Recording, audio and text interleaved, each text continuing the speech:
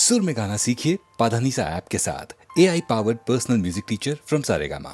என்னடா பொல்லாத வாழ்க்கை, என்னடா பொல்லாத வாழ்க்கை, யார நினைச்சு நம்ம பெத்தாளோ அம்மா, அட போகும் இடம் ஒண்ணுதான் விடுங்கடா சும்மா, இதுக்கு போய் அலட்டிக்கலாமா, இதுக்கு போய் அலட்டிக்கலாமா, அட என்னடா பொல்லாத வாழ்க்கை, அட என்னடா பொல்லாத வாழ்க்கை.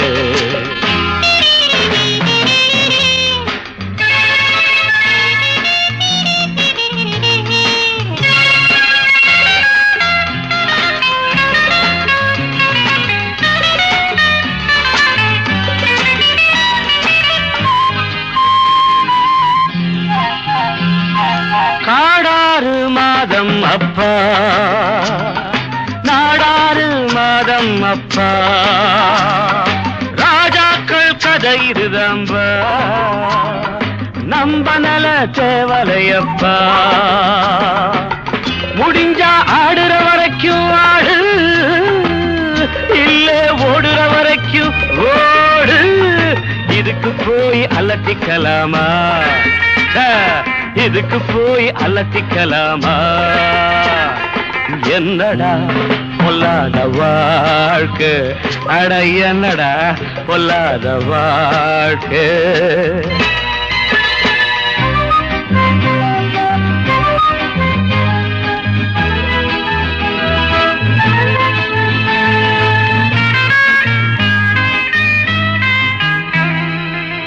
படிக்க ஆசை வச்ச முடியல, உழைச்சும் பார்த்து புட்டு விடியல, பொழைக்க வேற வழி தெரியல, நடந்தேன் நான் நினைச்ச வழியிலே, இதுக்கு காரணம் தான் யாரு, படைச்ச சாமியை போய் கேடு, இதுக்கு போய் அலட்டிக்கலாமா, இதுக்கு போய் அலட்டிக்கலாமா,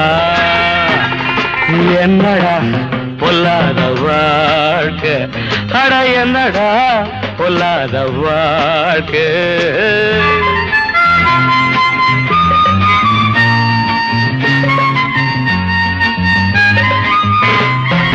நான் செய்றேன் தப்பு கண்டா, வேற வழி ஏதும் உண்டா, ஊருக்குள்ளே யோக்கியன கண்டா, ஓடி போய் என்னிடம் கொண்டா,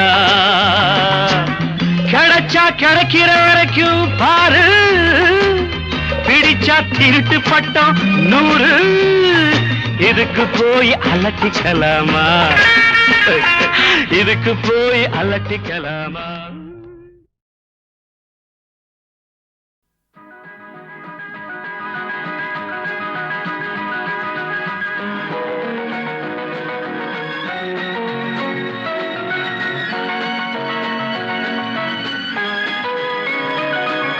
தென்றலுக்கு என்றும் வயது 16 என்று, செவ்வானத்தின் வண்ண நிலாவும் சின்னவள் தானன்று, தென்றலுக்கு என்றும் வயது 16 என்று, செவ்வானத்தின் வண்ண நிலாவும் சின்னவள் தானன்று, தென்றலுக்கு என்றும் வயது 16 என்று.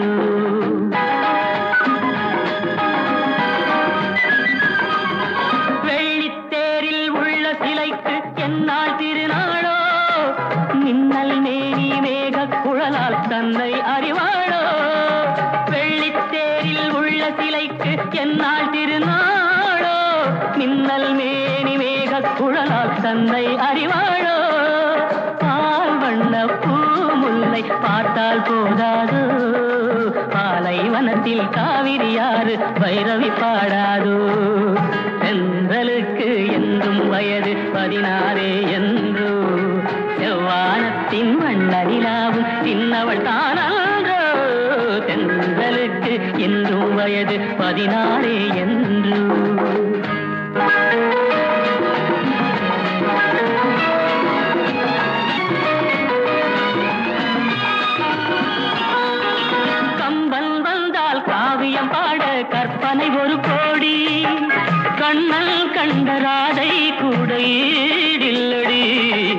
அத்தித்தாவும் சித்திரமுத்து சித்தியில் விளையாடி தழுவப் போகும் தலைவன் யாரோ காதல் உறவாடி தென்றலுக்கு என்றும் வயது 14 என்று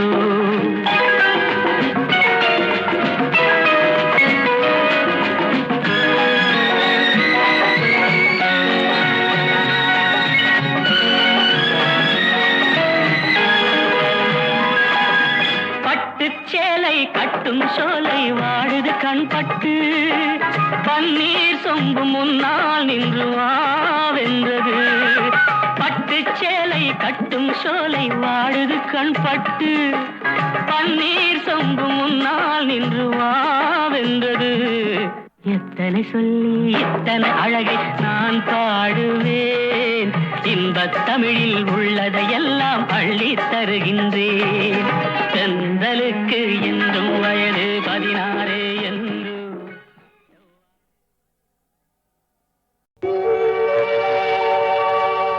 படைத்தானே பிரம்மதேவன் 16 வயது கோலம் படைத்தானே பிரம்மதேவன் 16 வயது கோலம் இது யார் மீது பழி வாங்கும் சோதனை உன்னை காண்போர்க்கு சுகமான வேதனை படைத்தானே பிரம்மதேவன் 16 வயது கோலம்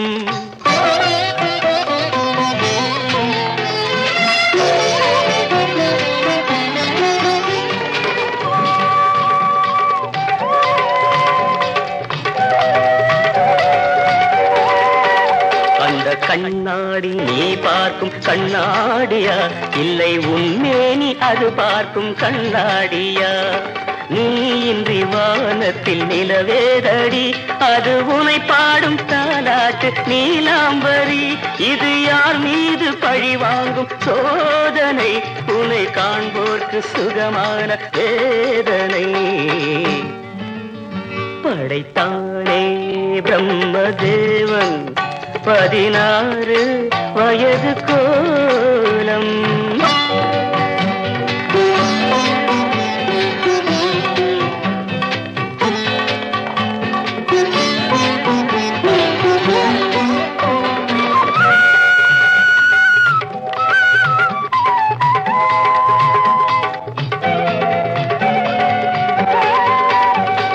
ரவிவர்மன் காணாமல் போனானடி அந்த ரதிமாறன் கண்டாலும் தொலைந்தானடி உன்னை ரவிவர்மன் காணாமல் போனானடி அந்த ரதிமாறன் கண்டாலும் தொலைந்தானடி இது கோடியில் ஒருத்திக்கு வாய்க்கின்றது அது கோடான கோடியை ஏய்க்கின்றது ஒரு அருள் வேண்டி நான் கேட்பேன் தேவனை இனி தினந்தோறும் வர வேண்டும் சுகவேதனை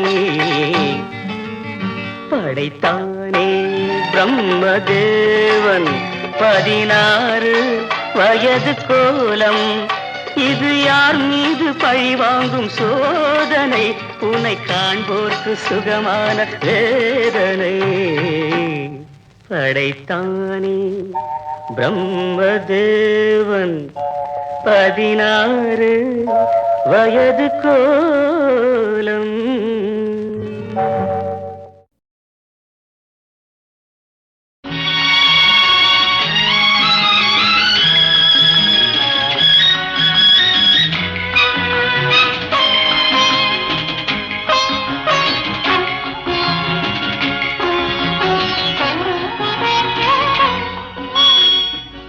தேன் சிந்துதே வானம் உனை என்னை தாளாட்டுதே மேகங்களே தரும் ராகங்களே என்னாலும் வாழ்க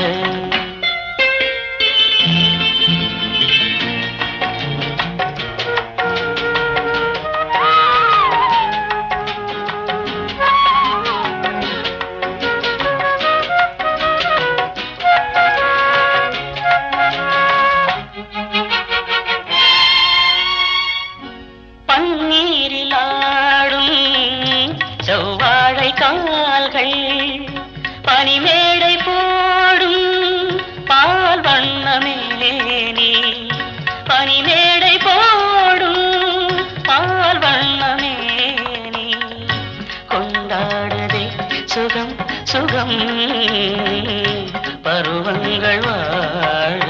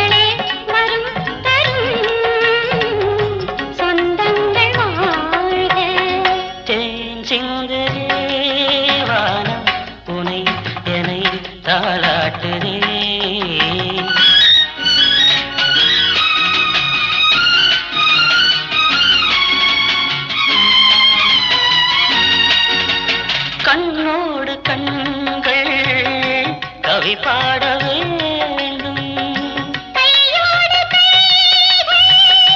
உறவாட வேண்டும் கண்ணங்களே இதம் பதம் காலங்கள் வாழ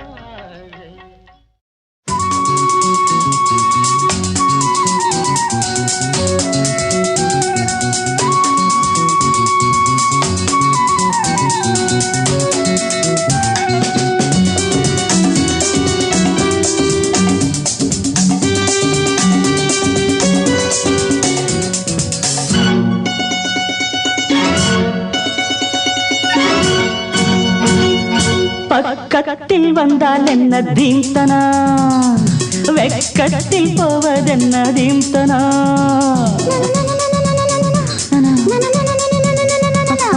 பக்கத்தில் வந்தால் என்ன தீம்தனா அடவெக்கத்தில் போவதென்ன தீம்தனா மோகந்தா எனக்கு நோயம்மா அத போக்கத்தான் துடித்தேன் நானம்மா உந்தேகம் ஒன்றேதான் இதன் மாத்திரை எந்தாகம் தீர்த்தால் தான் வரும் நித்திரை பக்கத்தில் வந்தால் என்ன தீம்தனா வெக்கத்தில் போவதென்ன தீம்தனா தீம்தனா தீம்தனா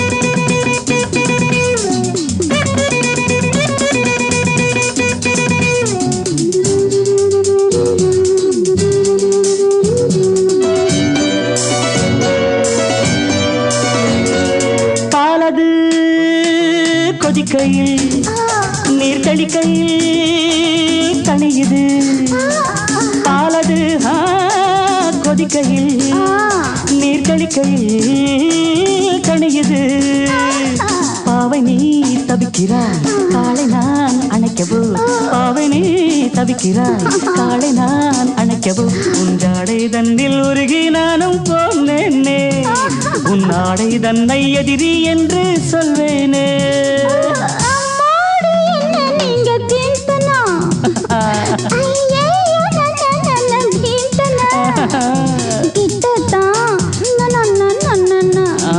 கொஞ்சம் தள்ளித்தான்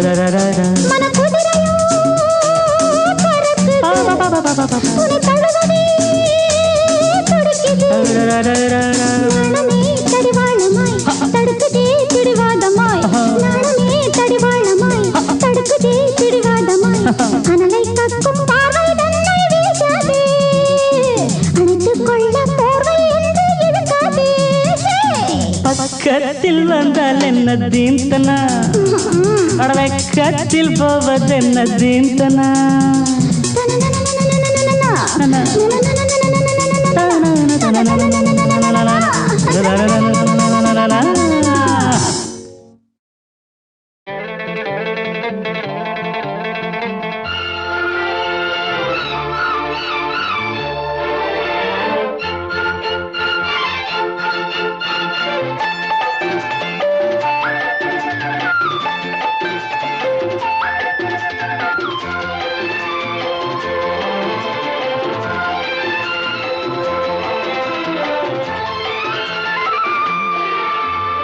திருத்தேரில் வரும் சிலையோ சிலை பூஜை ஒரு நிலையோ அழகின் கலையோ கலை மலரோ மணியோ நிலவோ நில ஒளியோ எனும் சுகம் தரும் திருத்தேரில் வரும் சிலையோ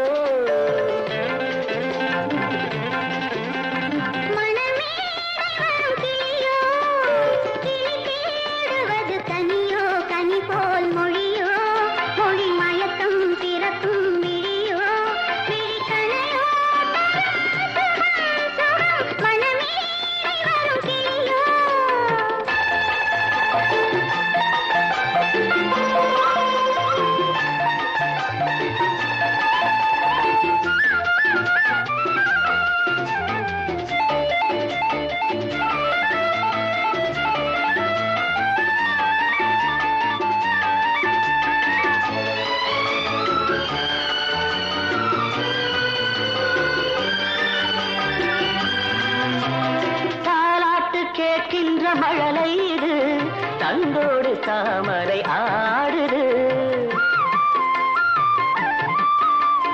சம்பங்கி பூக்களின் வாசம் இது சங்கீத பொன்மழை தூவுது ராகங்களில் மோகனம் மேகங்களில் நாடகம் உன் கண்கள் எழுதிய காவியம் என் இதய மேடைதனில் அரங்கேற்றம்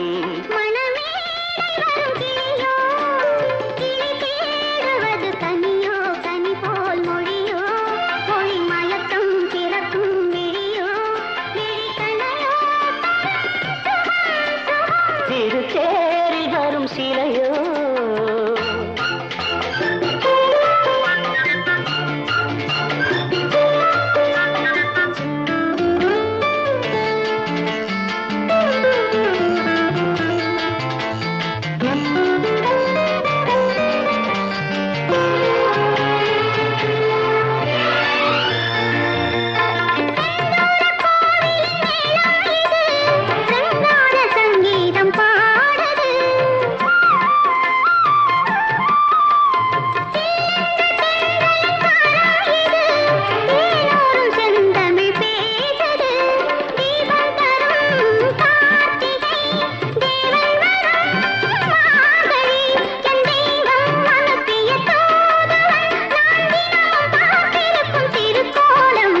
திருத்தேரில் வரும் சிலையோ சிலை பூஜை ஒரு நிலையோ அழகின் கலையோ கலை மலரோ மணியோ நிலவோ நில ஒளியோ எனும் சுகம் தரும்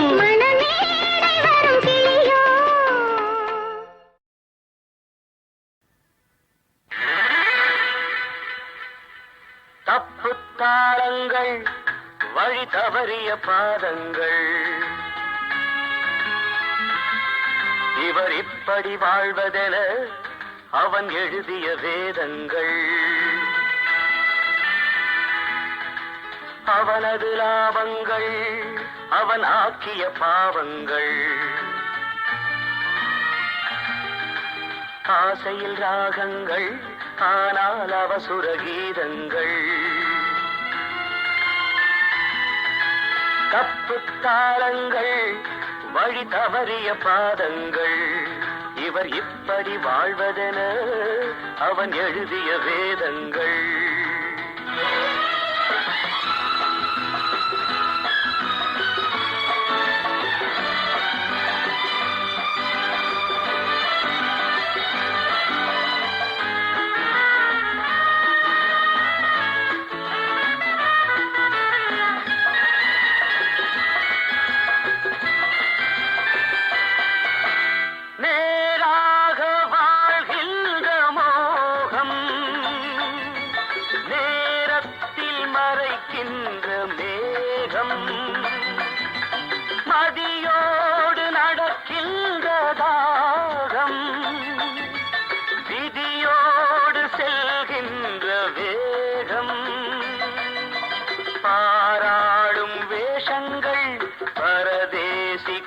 தாளங்கள் விதி வழி தினம் ஓடும் ஓடங்கள் தப்பு தாளங்கள் வழி தவறிய பாதங்கள் இவர் இப்படி வாழ்வதென அவன் எழுதிய வேதங்கள்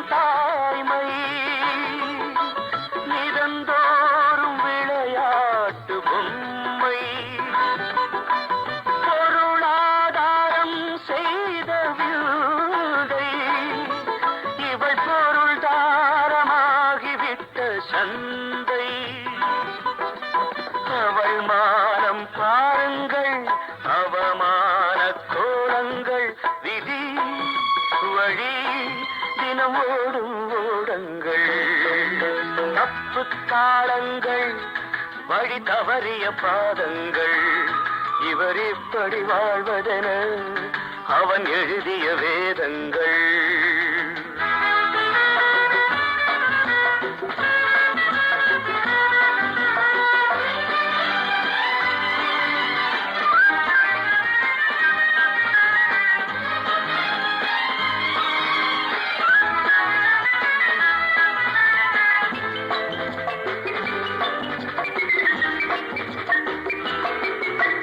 சமுதாய சந்தைக்கு போனால் இவன் போல பல பேரை காண்போம் பிடிபட்ட பின்தானே கள்வன் அது மட்டும் அவன் பேரும் தலைவன் இது போன்ற பாவங்கள் சமுதாய பாடங்கள் விதி வழி தினம் ஓடும் ஓடங்கள் தப்பு தாளங்கள் வழி தவறிய பாதங்கள் இவர் இப்படி வாழ்வதென அவன் எழுதிய வேதங்கள். வணக்கம், நான் அபஸ்வரம் ராம்ஜி. ஜெய ஜெய சங்கரா என்ற இந்த ஒலி நாடாவின் தயாரிப்பாளர். காஞ்சி காமகோட்டி பீடம் ஜெகத்குரு ஸ்ரீ ஜெயேந்திர சரஸ்வதி சுவாமிகளின் அருள் ஆசையுடன் இந்த ஒலி நாடா உங்களுக்கு வழங்கப்படுகிறது. நீங்கள் கேட்க விரும்பும், கேட்க ஆசைப்படும் கேள்விகளுக்கு சுவாமிகள் மிக எளிமையான முறையில் பதிலளித்திருக்கிறார்கள். இந்த ஒலி நாடா பாகம் 1. தொடர்ந்து பல பாகங்களை உங்களுக்கு அளிக்கவிருக்கிறோம். இன்னைக்கு நாம் எல்லாருமே ரொம்ப பிஸியாக இருக்கோம். எல்லாருக்கும் அலுவல்கள், வியாபாரங்கள், எத்தனையோ பிரச்சனைகள். இதில் நமக்கு கடவுள் பக்திக்கு நேரம் ஒதுக்குவதே ரொம்ப கஷ்டமான விஷயமா இருக்குது. அதில் பொது அறிவு, ஆன்மீகம் போன்றவர்களுக்கு நேரம் ஒதுக்குவது இன்னும் அபூர்வமான விஷயம். உதாரணத்துக்கு என்னையே எடுத்துக்கோங்க. நான் பெசன்ட் நகர் கலாக்ஷேத்ரா காலனியில் என்னுடைய வீடு. எங்கள் வீட்டுக்கு அருகில் இருப்பது தான் உலக பிரசித்தி பெற்ற அஷ்டலக்ஷ்மி ஆலயம். இந்த கோயிலுக்கு நாட்டின் பல பாகங்கள்லேருந்து எல்லாரும் தரிசனம் செய்ய வருகிறார்கள். ஆனால் அந்த கோவிலிருந்து சுமார் 1 ஃபர்லாங் தூரத்தில் இருக்கின்ற நான் அந்த கோவிலுக்கு சென்று கிட்டத்தட்ட 1.5 வருஷம் ஆச்சு. என்னை போன்றவர்களுக்கு ஸ்தல பாபிகள் என்று பெயர். அதாவது அந்த ஸ்தலத்துக்கு பக்கத்துலேயே இருப்போம், இந்த கோயிலுக்கு போக மாட்டோம். திருப்பதியிலேயே வசிக்கிறவங்க திருப்பதி வெங்கடாஜலபதியை ரொம்ப நாளைக்கு தரிசனம் பண்ண மாட்டாங்க. நம்ம தான் வேண்டுதல் எடுத்துக்கிட்டு நடந்து க்யூவில் நின்று போய் தரிசனம் பண்ணுவோம். இப்படி இருக்கின்ற அந்த காலகட்டத்திலே நீங்கள் சென்று தெரிந்து கொள்ள வேண்டிய விஷயங்களை நாங்கள் உங்கள் வீடு தேடி கொடுக்கலாம் என்கின்ற எண்ணத்தில் அளிக்கப்பட்டிருப்பதுவே இந்த ஒலி நாடா. ஜெய ஜெய சங்கரா.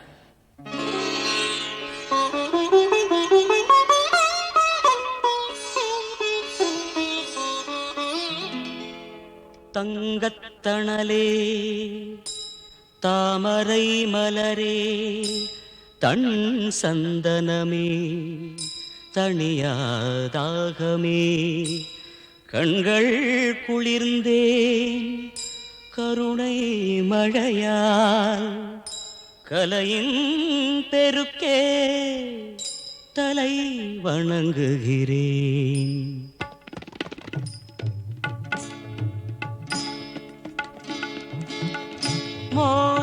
மோனத்திருவே மூவா எழிலே முற்ற துறந்த முனியே கனியே ஞான குருவே நற்றமிழ் மொழியே ஆதிசங்கரர் அருளே சரணம். மோனத்திருவே மூவா எழிலே முற்ற துறந்த முனியே கனியே ஞான குருவே நற்றமிழ் மொழியே ஆதிசங்கரர் அருளே சரணம். மோனத்திருவே மூவா எழிலே. இந்த நிகழ்ச்சியின் இயக்குனர் மற்றும் தயாரிப்பாளர் என்கின்ற முறையில் முதல் கேள்வியை தங்களிடம் கேட்கும் பாக்கியத்தை நானே எடுத்துக்கொண்டு விட்டேன். இந்த நிகழ்ச்சியில் தங்களிடம் கேட்கும் முதல் கேள்வி, நாட்டில் போலி சாமியார்கள் கூட்டம் அதிகரித்து விட்டது. பேப்பர் எடுத்து பார்த்தா தினம் அந்த ஊர்ல ஒரு சாமியார் ஏமாத்திட்டார், இந்த ஊர்ல சாமியார் தங்கச்சங்கிலியை பறிச்சுன்னு ஓடிட்டார், இந்த ஊர்ல சாமியார் கற்பழித்து விட்டார்னு ரொம்ப மோசமாக இருக்கிறது. இந்த போலி சாமியார்களை நாம் எவ்வாறு அடையாளம் கண்டுகொள்வது? மக்களுக்கு இது இன்னைக்கு ரொம்ப முக்கியமா தெரிய வேண்டிய ஒரு விஷயம். எப்படி ஏமாறாமல் இருப்பது, எப்படி இவர்களை அடையாளம் கண்டுகொள்வது? பொதுமக்கள் 2-3 விஷயங்களே ஏமாந்து போகிறார்கள். போலி ஃபைனான்ஸிலும் ஏமாந்து போகிறார்கள், அதிக வட்டி வரும் என்று அதிலே ஏமாந்து போகிறார்கள். பொருளாதாரத்தினாலே உடனடியே நமக்கு பலன் கிடைக்கும், அந்த பலன் கிடைக்கும், இந்த வந்த பலன் கிடைக்கும் என்று போலி சாமியாரும் ஏமாந்து போகிறார்கள். இப்படி லாட்ரி போன்றவைகளிலும் பணம் நிறைய வரும் தன் பணத்தை எல்லாம் இழந்து போகிறார்கள். இப்படி பேராசியினாலேயும், அடக்க முடியாத ஆசையினாலேயும், பேராசினாலேயும், துராசினாலேயும் இவர்கள் மயங்குகிறார்களே தவிர நிஜமாக வாழ்க்கையிலே நமக்கு கிடைப்பது இறைவன் அருளால் கிடைக்கட்டும் என்பதை பொறுமையோடு இருந்து அனுபவிப்பவர்களுக்கு இந்த ஏமாற்றமோ போலி சாமியாரோ ஒன்றும் செய்ய முடியாது. யாருக்கு மனதிலே ஒரு பேராசி ஏற்படுகிறதோ அவர்களுக்குத்தான் இப்படி வருகிறது. சலனமற்ற மனது உள்ளவர்களுக்கு எந்த சாமியாராலும் ஒன்றும் பண்ண முடியாது. அவர்கள் பாரம்பரியத்தையும் கடவுளையும் நம்பிக்கொண்டு வீட்டிலேயே இருந்து கொண்டு இறைவனை நினைத்துக் கொண்டு ஆனந்தமாக அமைதியாக இருப்பார்கள். எங்கே அமைதி குறைவாக இருக்கிறதோ, பேராசி ஜாஸ்தியாக இருக்கிறதோ அங்கேதான் ஏமாற்றம் வருகிறது. இவர்கள் ஏமாறுகிறதுனாலே அவர்கள் ஏமாற்றுகிறார்கள், அவர்கள் ஏமாற்றுகிறதுனாலே இவர்கள் ஏமாறுகிறார்கள். பரஸ்பரம் இருவரும் சேர்ந்து நாட்டுக்கு கெடுதல் செய்கிறார்கள். ஆக பொதுமக்கள் தான் உபனிஷத்தை சொன்னது போல் உத்திஷ்டதை ஜாகிரத பிராப்பியவரான் நிபோதன்னு சொன்னார்கள். எழுந்திரு, முழித்துக்கொள்ளு, நல்ல வரத்தை கேளு என்று சொன்னார்கள். அதுபோல் நாம் முழித்துக்கொண்டு வாழ்க்கையில் இருக்க வேண்டும், தூங்கக்கூடாது. வாழ்க்கையில் தூங்கி போய்விட்டால் தூங்கும்போது 20 நேரம் தூங்க வேண்டும். வாழ்க்கையில் தூங்கி போய்விட்டால் பிறகு வாழ்க்கையே தூக்கமாகிவிடும். எழுந்திருக்க முடியாத அளவுக்கு நம்மை அறியாமையில் தள்ளிவிடும், துன்பத்தை தள்ளிவிடும். ஆக நாம் முழித்துக்கொண்டே இருக்க வேண்டும். முழித்துக்கொண்டே இருந்தால் தூங்காமல் என்ற அர்த்தம் இல்லை. ஜாக்கிரதையாக நம்முடைய வாழ்க்கை முறையை பார்த்து கொண்டிருந்தால் தூங்கலாம் நன்றாக. அப்படி ஜாக்கிரதையாக வாழ்க்கை முறை இல்லாமல் போய்விட்டால் நம்முடைய வாழ்வு முழுதும் தூங்க முடியாத தூக்கத்திலே இருந்து துக்கத்திலே தான் இருக்க வேண்டிய சூழ்நிலை வந்துவிடும். அந்த நிலை தான் இன்றைக்கு பேராசினாலே பதம் தள்ளப்பட்டு பொதுமக்கள் தான் இதற்கு முக்கிய காரணம். பொதுமக்கள் பேராசைப்படாமல் இருந்து விட்டால் இந்த நிலை அவர்களுக்கு வராது. நமக்கு கிடைத்தது போரும், இறையவர்கள் வந்தது போரும். எத்தனை மகான்கள் இருந்தாலும் ஞானிகள் தான் எல்லோருக்கும் நாம் கும்பிடு போடுவோம், ஆசீர்வாதம் பெறுவோம். ஆனால் யாருடைய வழியும் நாம் பின்பற்ற வேண்டிய அவசியம் இல்லை. நம்முடைய வழி, நம்முடைய தாயார் தகப்பனார் வழி, நம்முடைய முன்னோர்கள் வழி இந்த வழி இருக்கிறது. அவ்வழியே நமக்கு நல்வழி. அல்லது நமக்கு பாரம்பரியமாக வந்த குரு வழியோ அந்த வழி நல்வழி. இந்த வழிக்கு நம்முடைய முன்னோர்களையும் குருமார்களையும் எடுத்துக்கொள்ள வேண்டும். எத்தனை மகான்கள் சித்தவர்கள் எத்தனை பேர் இருந்தாலும் அவர்கள் எங்கு இருந்தாலும் ஆசி பெறுவோம். ஆனால் வழி நடந்து செல்லக்கூடாது என்பதை என்றைக்கு ஜனங்கள் உணர்ந்து கொள்கிறார்களோ, பேராசைப்படாமல் இருக்கிறார்களோ, வந்தது போர் திருப்தி அடைந்திருக்கிறார்களோ, அப்பொழுது இந்த ஏமாற்றம் ஏமாறுறது இரண்டுமே இருக்காது. நமஸ்காரம். நான் மிஸ்ஸஸ் பத்மாராமன். ரத சப்தமி அன்னைக்கு தலையில் எருக்க இலையை வச்சுன்னு எல்லாரும் ஸ்நானம் பண்ணுறா. அதை பற்றி கொஞ்சம் எல்லாருக்கும் சொன்னால் நன்மையாக இருக்கும்னு நினைக்கிறேன். பெரியவா சொன்னால் அது எல்லாருக்கும் புரியும். சூரிய பகவானுடைய முக்கியமான நாள் அன்றைக்கு. அதோடு கூட பீஷ்மாச்சாரியர் முக்தி அடைந்த நாள் வேறு. இது ரெண்டும் சேர்ந்ததுனாலே ரத சப்தமி விசேஷம். கிழக்கிருந்து மேற்கே சூரியன் வந்தாலும் கூட கிழக்கிருந்து தென்மேற்கு அல்லது வடமேற்கு ரெண்டுக்குள்ளே ஒன்று போவான். அந்த ரதசப்தமியிலிருந்து தான் கிழக்கே இருந்து தென்மேற்கு போவான். ஆகவே அன்றைக்கு சூரியனுக்கு மிகுந்த விசேஷமான நாள். அந்த நாளிலே பீஷ்மர் உத்தராயணம் பறந்து விட்டது என்பதற்காக, உத்தராயணம் பறந்த உடனே இறந்து போகணும் என்பதற்காக காத்திருந்தார். அந்த நாள் வந்த உடனே பீஷ்மரும் கூட அன்றைக்கு முக்தி அடைந்த நாள். அதனால் ரதசப்தமி மிகவும் புண்ணியமான நாள். மகான்கள் ஞானிகள் அவர்களெல்லாம் அப்படிப்பட்ட உத்தராயண புண்ணிய காலத்திலே மரித்த நாள். உத்தராயணம் என்றாலே ஒரு புண்ணிய காலம். அந்த புண்ணிய காலத்திலே பீஷ்மர் போன்றவர்களெல்லாம் மரித்த நாள். சூரியன் கிழக்கிலிருந்து மேற்கே சென்றாலும் வடமேற்கு செல்கிற நாள். வடக்கு எதுக்குமே நல்லது, தெற்க காட்டிலும் என்று முன்பே சொன்ன பிரகாரம் வடக்கு நோக்கி வருவதனாலே அதுக்கு மிகவும் விசேஷமான நாள். அன்றைய தினம் எல்லோரும் ஸ்நானம் செய்து தர்ப்பணம் செய்து தானங்கள் செய்ய வேண்டும். அதில் எருக்கு இலை வைத்துக்கொண்டு ஸ்நானம் செய்வதன் முக்கிய நோக்கம், எருக்கலையிலே எருக்கலையோடு கூட கொஞ்சம் அரிசி, கொஞ்சம் அருகம்பில்லு, கொஞ்சோண்டு பசுமாடு சாணம் இவைகளையும் வைத்துக்கொண்டு ஸ்நானம் செய்ய வேண்டும். பொதுமக்கள், தாய் தாப்பனார் இல்லாதவர்கள் கொஞ்சம் எண்ணெயும் கூட வைத்துக்கொண்டு ஸ்நானம் செய்வார்கள். இப்படி செய்வதன் மூலம் அந்த பீஷ்மர் முக்தி அடைந்த நாளானதினாலே அன்றைக்கு பிதர்களுக்கு திருப்தி ஏற்படும் என்பதற்காக அன்றைய தினம் அதை வைத்துக்கொண்டு ஸ்நானம் செய்து பழக்கம் வருகிறது. ஜெய ஜெய சங்கர சிவ சிவ சங்கர ஜெய ஜெய சங்கர சிவ சிவ சங்கர. நமஸ்காரம். இந்த நிகழ்ச்சி வழியாக நான் உங்களை கேள்வி கேட்கக்கூடிய பாக்கியம் எனக்கு கிடைச்சதுக்கு ரொம்ப சந்தோஷம். இப்போது ஆஞ்சநேயருக்கெல்லாம் வெற்றிலையில் மாலை சாத்துறேங்கிறாங்க. சில பேர் சில காரியம் முடிகிற வரைக்கும் தினசரி வாலில் பொட்டு வைக்கணும் குங்குமத்தால் அப்படிங்கிறாங்க. அதை பற்றி நீங்கள் கொஞ்சம் சொல்லணும். வெண்ணெய் சாத்துவார்கள், வடமாலை சாத்துவார்கள், வெற்றிலை மாலை சாத்துகிறார்கள். இப்படி அவர்களுக்கு பக்தர்கள் தோன்றுவதெல்லாம் இப்பொழுது சாத்துகிறார்கள். அது பிரார்த்தனையினுடைய பலமாக செல்கிறதே தவிர அதற்கே இது தனியாக ஒன்று கிடையாது. வெற்றிலேன்னு பேர் இருக்கிறது, எல்லாவற்றையும் வெற்றி கொடுக்கட்டுங்கிறதுக்காக அதற்காக வெற்றிலை சாத்துகிறார்கள் தவிர பிரார்த்தனையில் வடமாலை தான் பிரதானமாக பழங்காலத்தோடு வருகிறது. வாழைப்பூ மிகவும் ஒரு உரித்தான ஒரு பழம். அதுபோல் வாழைப்பழ மாலை, வடமாலை, வெற்றிலை மாலை, பூ மாலை, பலவித மாலைகளை பிரார்த்தனைகளிலே யாருக்கு எப்படியெல்லாம் பிரார்த்தனை நிறைவேற்ற இருக்குதோ அப்படிலாம் அவர்கள் நிறைவேற்றுகிறார்கள். முக்கியமான வெண்ணையும் வடமாலையும் தான் அவருக்கு பழங்காலம் தொட்டு வரக்கூடிய ஒரு நேர்ச்சி. நமஸ்காரம். என் பேர் விஸ்வநாதன். நான் வண்ணாந்தர பெசனாரில் இருக்கேன். சிவனுக்கு அத்துல்யநாதன் ஒரு புதிய பெயர் கேள்விப்பட்டிருக்கேன் சமீபத்தில். அதை பற்றி கொஞ்சம் பெரிய விளக்கம் தெரிவிக்கணும். சிவன் பரமேஸ்வரன். ஈஸ்வரன் என்றால் எல்லாவற்றையும் ஆட்டி படைப்பவன் ஈஸ்வரன். ஈஷிதா ஈஸ்வரன் என்று சொல்வார்கள். எல்லாவற்றையும் ஆட்டி படைப்பவன். அதற்கு மேலாக அவனுக்கு சமானமே இல்லாதவன் யாரோ அவன் அத்துல்யநாதன். துல்லியம் என்றால் அவனுக்கு ஈக்குவல், அவனுக்கு சமானமானவன். அத்துல்யம் என்றால் அவனுக்கு ஈக்குவல், சமானமாக யாரும் கிடையாது என்று அத்துல்யநாதன் என்று பெயர்.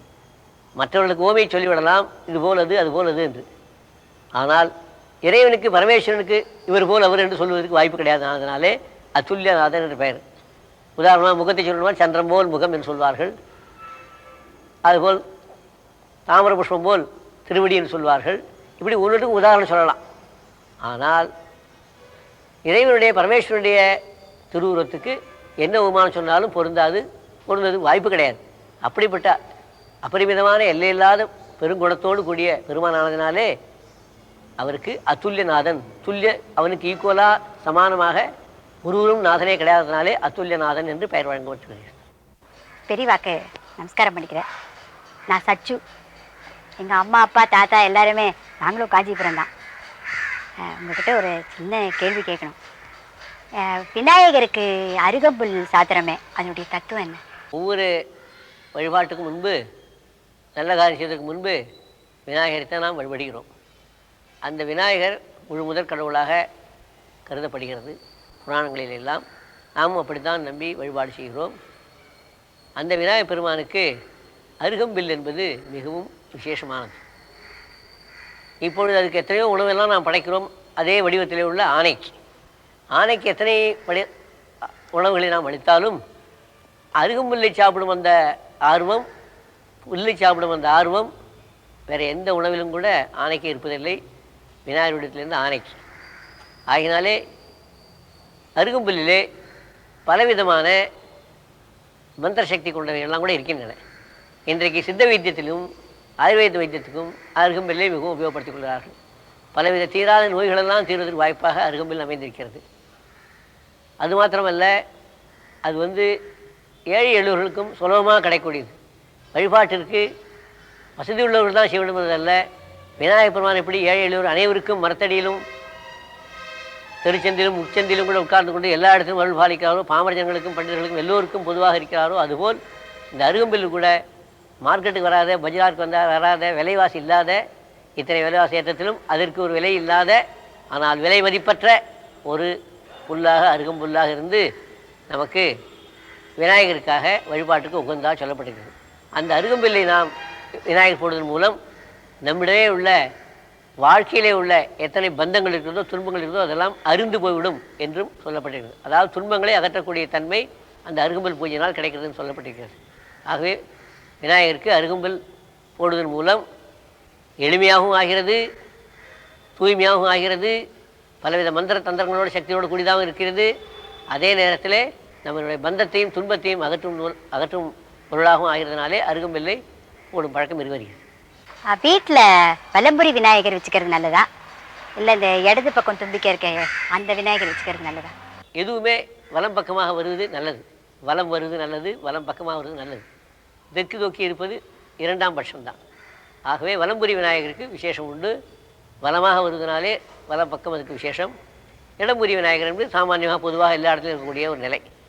அந்த வகையிலே வலம்புரி விநாயகருக்கும் அருகம்பில்லுக்கும் மிக பொருத்தமானது. வலம்புரி விநாயகராக உள்ள அந்த பெருமானுக்கு அருகம்புல்லை அர்ப்பணிப்பதன் மூலம் அருகு கட்டையிலேயே இன்றைக்கு விநாயகர்லாம் பல பேர் பூஜை செய்கிறார்கள். அருகம்பில்லுடைய வேர்னே எடுத்துக்கூட இன்றைக்கி விநாயகர்லாம் எடுத்து பூஜை செய்கிறார்கள். மிகவும் விசேஷ சக்தி வாய்ந்தது. அதன் மூலம் சகல விதமான துக்கங்களும் கஷ்டங்களும் தூர போவதற்கு விலகக்கூடிய வாய்ப்பு இருக்கிறதுனாலே அருகம்பில்லுக்கு விசேஷம் சொல்லப்பட்டிருக்கிறதுனாலே அருகம்புல் மூலமாக விநாயகர் வழிபடுவது மிகவும் உத்தமம். ஜய ஜய சங்கர சிவ சிவ சங்கர ஜய ஜய சங்கர சிவ சிவ சங்கர. காஞ்சி காமகோடி பீடாதிபதி ஜெகத்குரு ஜெயேந்திர சரஸ்வதி சுவாமிகள் அவருடைய பொற்பாத கமலங்களுக்கு என்னுடைய அநேக கோடி நமஸ்காரங்கள். இந்த நிகழ்ச்சி மூலமா உங்ககிட்ட சில சந்தேகங்களை கேட்கக்கூடிய ஒரு அருமையான வாய்ப்பை எனக்கு ஏற்படுத்தி கொடுத்த எனது அன்பு சகோதரர் ராம்ஜி அவர்களுக்கும் இந்த டிவி நிலையத்துக்கும் ரசிகர்களுக்கும் என்னுடைய மனமார்ந்த நன்றியையும் வணக்கத்தையும் தெரிவித்துக் கொள்கிறேன். என்னுடைய பெயர் எஸ்வி ரமணன். நான் ஒரு ஜெயஸ்ரீ பிக்சர்ஸ் என்ற பெயரிலே ஒரு சிறிய நிறுவனத்தின் அதிபராக இருக்கிறேன். விளம்பர படங்கள் தவிர டிவி சீரியல்கள், திரைப்படங்கள், இப்படி நிகழ்ச்சிகளை நான் தயாரித்து இயக்கி கொண்டிருக்கிறேன். தங்களிடத்திலே எனக்கு ஒரு சிறிய சந்தேகத்தை கேட்க வேண்டும். உங்களால் தான் அதுக்கு பதில் சொல்ல முடியும் அப்படிங்கிறது எனக்கு தெரியும். அதாவது அத்வைதம், துவைதம், விசிஷ்டாத்வைதம், இப்படி பல சித்தாந்தங்களை அன்ற சங்கரர், மத்வர், ராமானுஜர் போன்ற மகான்கள் நமக்காக செய்து வைத்தார்கள். இந்த அத்வைதப்படி பார்க்கும்போது நாம் ஆத்ம விசாரணை செய்யும்போது நாம வேற இல்லை, தெய்வம் வேற இல்லை, ஆத்மா வேறு, உடல் வேறு, ஜீவாத்மாவும் பரமாத்மாவும் ஒன்றுதான்.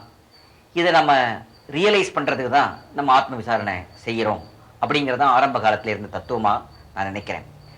ஆனால் பிற்காலத்தில் தெய்வத்துக்கு ஒரு வழிபாடு செய்யறதுக்கு ஒரு விக்கிரகம் இருந்தால்தான் மானசீகமாக நாம் அதை மனதிலே உருவகப்படுத்திக் கொள்ள முடியும் என்று பெரியோர்களால் இந்த விக்கிரக வழிபாடு ஏற்படுத்தப்பட்டிருக்கும் என்று நினைக்கிறேன். முதல் எப்படி இந்த விக்கிரக வழிபாடு வந்தது, அதை பெரியவா சொல்லணும்னு கேட்டுக்கிறேன். அருவமும் உருவமாகி அனாதியாய் பலவாய் இங்கு உதித்தனன் முருகன் என்று ஒரு பாட்டு முருகனை பற்றி சொல்லப்பட்டிருக்கிறது. இந்த பாட்டின் பிரகாரம் அருவமாய் எங்கு நிறைந்துள்ள பரம்பொருள் தான் உருவமாய் வந்தது என்று அறியப்படுகிறது. ஆகவே உருவம் என்பது ஒருவரால் உண்டு பண்ணப்படவில்லை, இயற்கையாகவே இறைவன் அருளாலே உருவ வழிபாடு என்பது வந்திருக்கிறது. நமக்கு ஜலம் இருக்கிறது, ஜலமே ஐஸாக ஆகிறது, ஐஸே ஐஸ் கட்டியாக ஆகிறது, ஐஸ் கட்டியே ஐஸ்கிரீமாக ஆகிறது.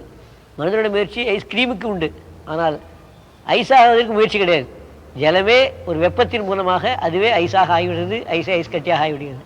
ஐஸ் கட்டி நாம் உபயோகப்படுத்தும் போது ஐஸ்கிரீம் பல வகையான உபயோகப்படுத்திக்கிறோம். அதுபோல் இயற்கையாகவே அருவமாக உள்ளது உருவமாக வந்து உருவமே நேற்றின்று இல்லாமல் அனாதியாய் என்று சொல்கிறார்கள். அருவமும் உருவமாகி அனாதியாய்.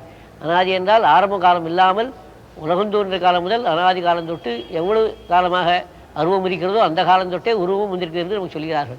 ஆகிய உருவ வழிபாடு ஒரு நாள் ஆக்கப்படாமல் அருவமும் உருவமும் ஆகி ஒரே நிலையிலே அந்த காலம் தொட்டு வந்து கொண்டிருக்கிறது. முருகனை பற்றி சொல்லும்போது சொல்லியிருக்கிறார்கள். முருகனுக்கு மாத்திரம் இந்த பாட்டல்ல, எந்த வடிவம் எடுத்தாலுமே எல்லா வடிவத்துக்கும் உருவம் அருவத்திலேருந்து வந்தது. பல அருவம் கிடையாது, ஒரே அருவம்தான் பல உருவங்களை எடுத்தது. அது எப்படி தெரிகிறது? அருவமும் உருவமாகி அனாதியாய் பலவாய் என்று அடுத்த பாடல் பாடுகிறது. பல வடிவங்களிலே வந்திருக்குது அந்த உருவமே என்று சொல்கிறார்கள். ஆக விநாயகர் முதல் ஆஞ்சநேய சுவாமி வரை, கிராம தேவதை வரை எத்தனை வடிவங்களை பார்க்கிறோமோ பல வடிவங்களும் அந்த அருவத்திலேருந்து உருவம், உருவத்திலேருந்து பல வடிவங்கள், இதெல்லாம் அனாதியாக வந்து கொண்டிருக்குது என்று நமக்கு சொல்லியிருக்கிறதுனாலே ஒரு நாள் உருவ வழிபாடு ஆரம்பிக்கப்பட்டது என்பது கிடையாது. சில வடிவங்கள் நமக்கு புதுமையாக இருக்கலாம். ராமர் காலத்திலிருந்து ராமர் வந்திருக்கலாம், கிருஷ்ணர் காலத்திலிருந்து கிருஷ்ணர் வந்திருக்கலாம், பஞ்சபாண்டர் காலத்திலிருந்து பஞ்சபாண்டர் திரௌபதி கோவில் வந்திருக்கலாம். ஆனால் தேவதைகள் முழுவதும் பார்க்கும்பொழுது விஷ்ணுவோ சிவனோ தேவியோ இவைகளெல்லாம், விநாயகரோ முருகனோ இவைகளெல்லாம் அனாதி காலம் தொட்டிருக்கிறார்கள்.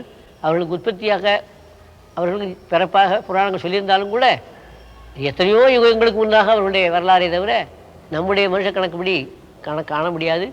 ஆகவே அவர்களெல்லாம் யுக யுகாந்தரங்களாக பல கோடி வருஷங்களாக அருவமும் உருவமாகி வந்து கொண்டிருக்கிறார்கள். அந்த உருவ வழிபாடு என்பது எல்லோருக்கும் செய்வதற்கு வசதியாக வந்திருக்கிறது. ஏனென்றால் ஆண்டவனை உருவத்துடன் பார்ப்பது என்பது மிக கடினம், அருவத்துடன் பார்ப்பது மிக கடினம். உருவத்தின் மூலமாக அருவத்தை பார்க்க முடியும். மின்சக்தி இருக்கிறது, மின்சக்தி நம்மால் உணர முடியுமே தவிர பார்க்க முடியாது. மைக்கு மூலம், லைட்டு மூலம் மின்சக்தி இயங்குகிறது உணர்கிறோம், அறிந்து கொள்கிறோம். ஆனால் மின்சக்தி எப்படி இருக்கிறது பார்க்க வேண்டும் என்றால் கண்ணால் பார்க்க முடியாது. இந்த வடிவத்தின் மூலம் மின்சக்தி இயங்குகிறது என்பதை அறிந்து கொள்ள முடியுமே தவிர நேரடியாக கண்ணால் பார்க்க முடியாது. அதற்கு லைட்டும் ஒளியும் மைக்கும் ஃபேனும் போன்றவைகள்லாம் நமக்கு வழிகாட்டுதலாக இருக்குமே தவிர அதன் மூலமாக மின்சக்தி இருக்குது என்பதை உணர முடியுமே தவிர நேரடியாக கடவுளை காண்பது என்பது மிக மிக கடினம். ஆகவே ஐஸ்கிரீம் சாப்பிட்ட ஒருபாடு குச்சியை தூக்கி போட்டுவிட்டால் ஐஸ்கிரீம் சாப்பிட்டவர்களுக்கு என்ன தாக சாந்தி குறையும், தாகத்தினுடைய நிலை, அதாவது தண்ணீர் தாகம் எடுத்ததுக்கு ஐஸ்கிரீம் சாப்பிட்டு விட்டால் குச்சியை போட்டுவிட்டால் தண்ணீர் தாகம் தீர்ந்துவிடும். ஐஸை சாப்பிட்டாலும் தீர்ந்துவிடும்.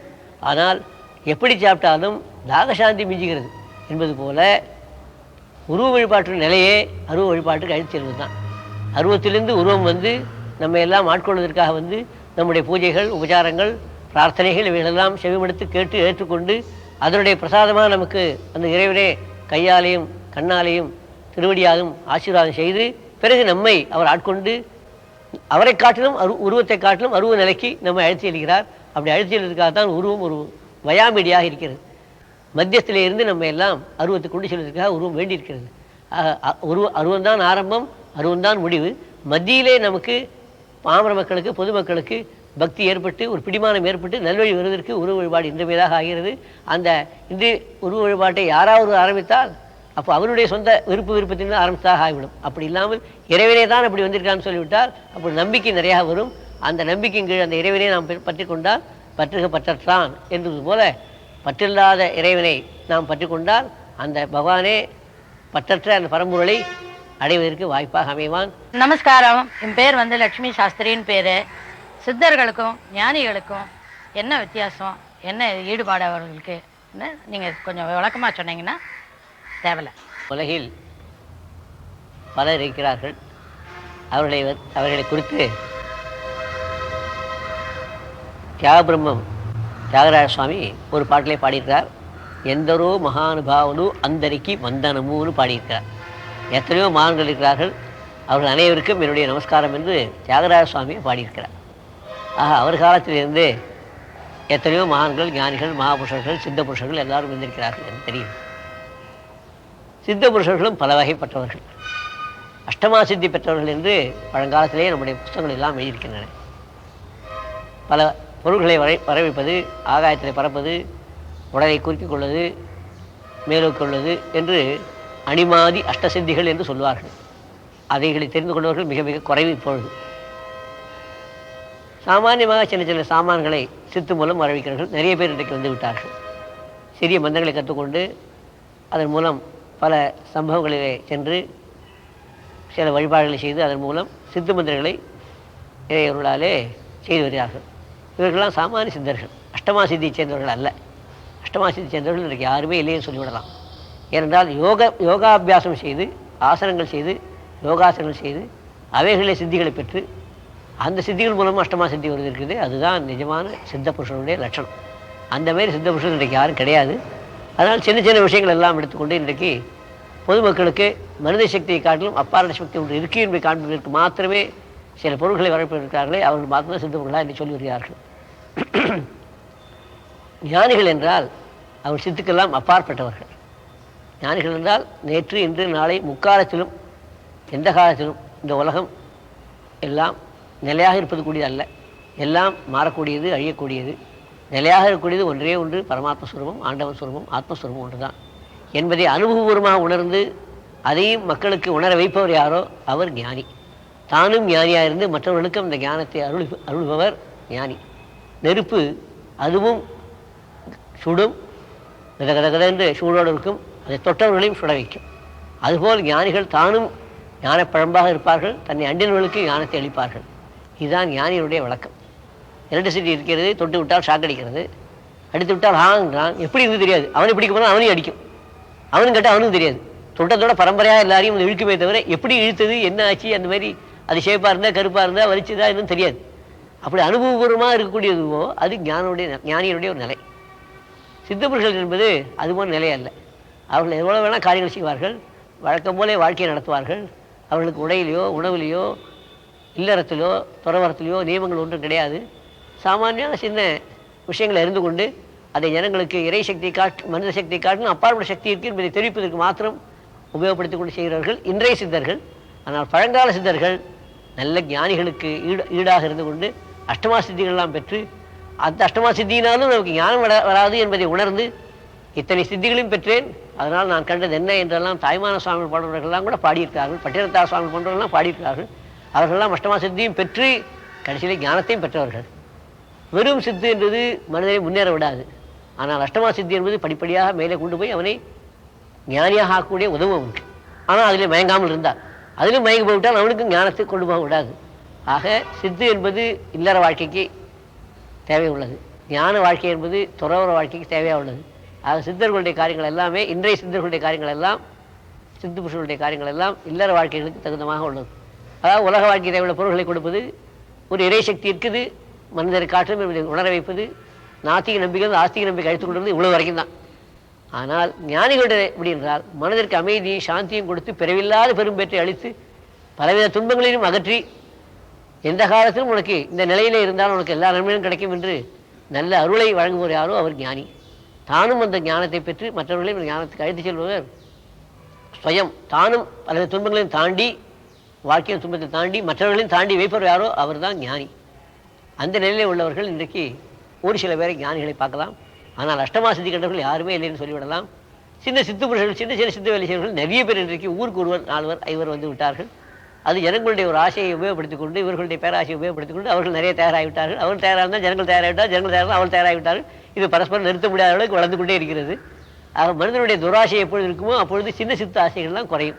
எப்பொழுது மனிதனுடைய துராசை வளர்கிறதோ அப்பொழுது சின்ன சித்து ஆசைகள் நிறைய வளரும். சின்ன சித்தர்கள்லாம் நிறைய வளருவார்கள் அதை உபயோகப்படுத்தி கொண்டு. அதனால் வாழ்க்கையிலையும் முன்னேற முடியாது, ஞானத்திலும் முன்னேற முடியாது, பொருளாதாரத்திலும் முன்னேற முடியாது. ஏதோ ஒரு சக்தி இருக்குது, நம்மை காட்டிலும் அதிகப்படி சக்தி இருக்க முடியும், உணர முடியும்.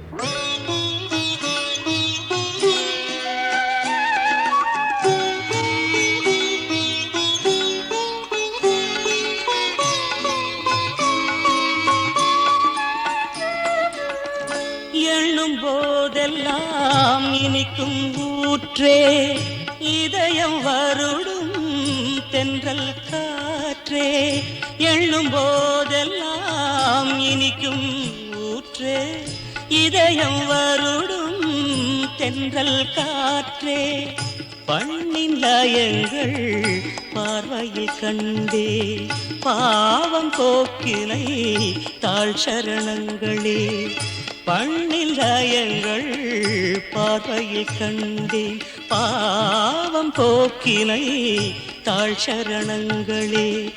மோனத்திருவே மூவா எழிலே, முற்ற துறந்த முனியே கனியே, ஞான குருவே நற்றமிழ் மொழியே, ஆதிசங்கரர் அருளே சரணம்.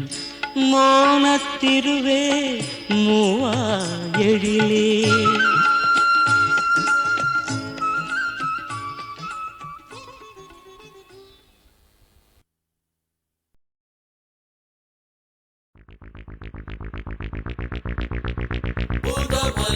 பொண்ணு பின்னாலே போய் வந்து பொறவனாலே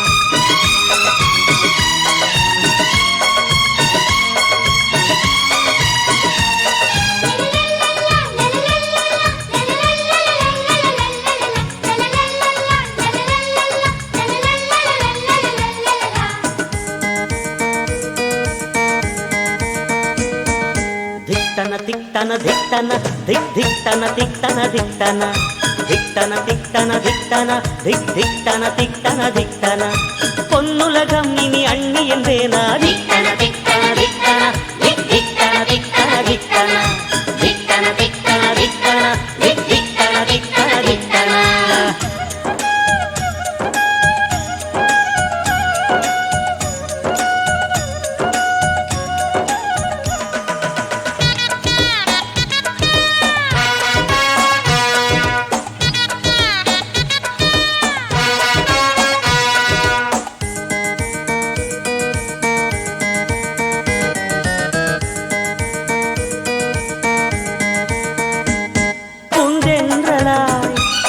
அமுதாகவே தூவாழமா இசை பாடுதே அன்பாலயமாய் அண்ணியின் வரவு எங்கள் வீட்டினை உயர்த்தியதே பூந்தென்றலா அமுதாகவே தூவாழமா இசை பாடுதே காயன்பினை அன்னி கண்களில் புது பூ போலே கண்டேனா திக்தன திக்தன திக்தன ஹே திக்தன திக்தன திக்தன திக்தன திக்தன திக்தன ஹே திக்தன திக்தன திக்தன.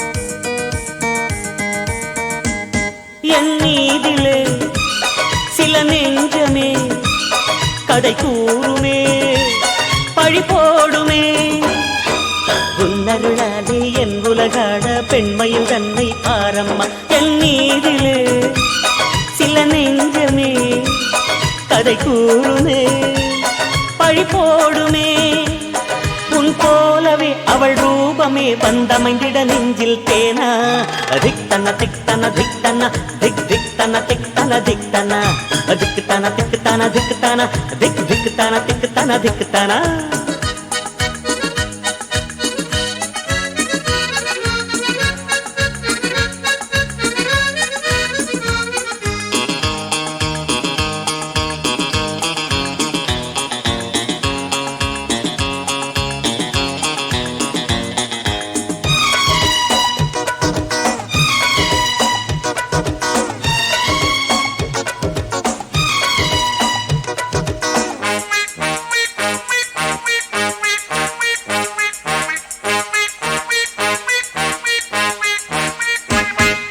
வீட்டுக்கு சிறு பிள்ளை நான் இன்னொரு பிள்ளை பூத்தாடாதா சிரிக்கும் அரும்பு செய்யும் குறும்பு மழலை வரும் நாள் வாராதா இந்த வீட்டுக்கு சிறு பிள்ளை நான் இன்னொரு பிள்ளை பூத்தாடாதா ஒரு பூமழலை கை சேர்ந்தாலே பாடி பாடி மகிழ்வேனா திக்தன திக்தன திக்தன திக் திக்தன திக்தன திக்தன ஹே திக்தன திக்தன திக்தன திக் திக்தன திக்தன திக்தன பொன்னுலகம் இனி அண்ணி என்றேனா திக்தன திக்தன திக்தன திக் திக்தன திக்தன திக்தன.